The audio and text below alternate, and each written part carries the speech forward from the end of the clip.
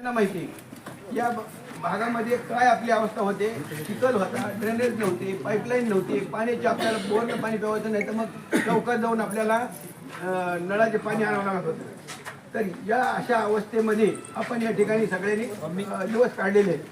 आता कसं या सोयी झाले आहेत. मला एक म्हणायचं आहे की जे जुने लोक आहेत त्यांना माहिती मी स्वतः काय गोष्ट माहिती ना मी स्वतः या ठिकाणी लोकांना जमा करू म्हणून यावेळेस एक संधी आपल्याला अशी आहे की ओबीसी महिला आणि ओपन महिला असे दोन या ठिकाणी ओबीसी महिला, ओपन महिला, एससी महिला आणि ओपन पुरुष अशा पद्धतीचं या भागामध्ये अशा पद्धतीचं आहे.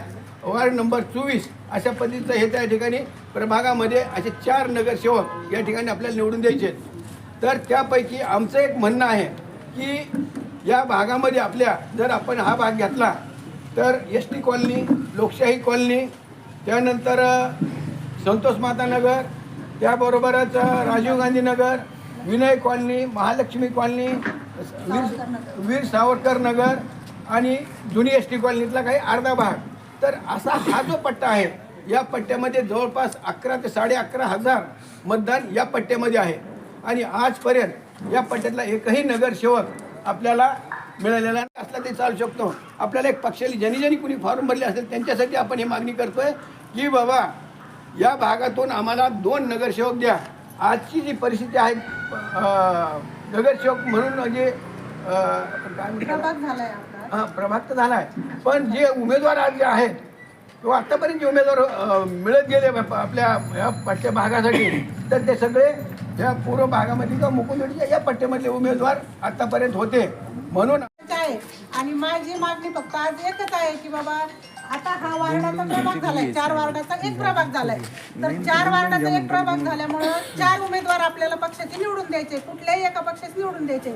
पण मी भारतीय जनता पार्टीचं काम 21 वर्षापासून करते आणि एक महिला कार्यकर्ती म्हणून एक ओपन महिला एक जागा सुटली आहे आणि ती मी हक्काने तिथं तिकीट मागते फक्त जनतेच्या विकासासाठी आणि जनतेच्या सेवेसाठी आणि वार्डातल्या विकासासाठी. तर माझी मागणी एवढ्यासाठीच आहे की बाबा आपला जो हा भाग आहे, हा पट्टा आहे आपला, आता 4 वार्डाचा जेव्हा प्रभाग होतोय की तेव्हा तो आपला पार संजय नगरपर्यंत चाललाय.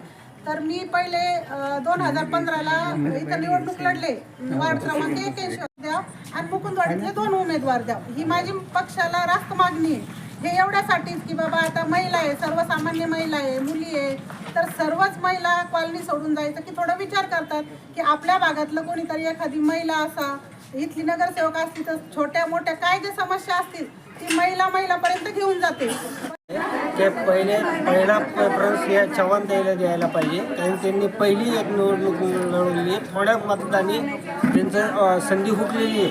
तर सगळ्यात पहिले ह्या एस टी कॉलनीमधून चव्हाण द्यायला पाहिजे. याच्यापूर्वी जो नगरसेवक होता तो इथला स्थानिक नव्हता का? नाही ते दामोदर शिंदे होते मुकुंदवाडी आणि एक भाऊसाहेब जगताप मुकुंदवाडी. ते एस टी कॉलनीचा काही संबंध नव्हता. अर्धी एस टी कॉलनी तोडलेली त्यांनी त्यावेळेस.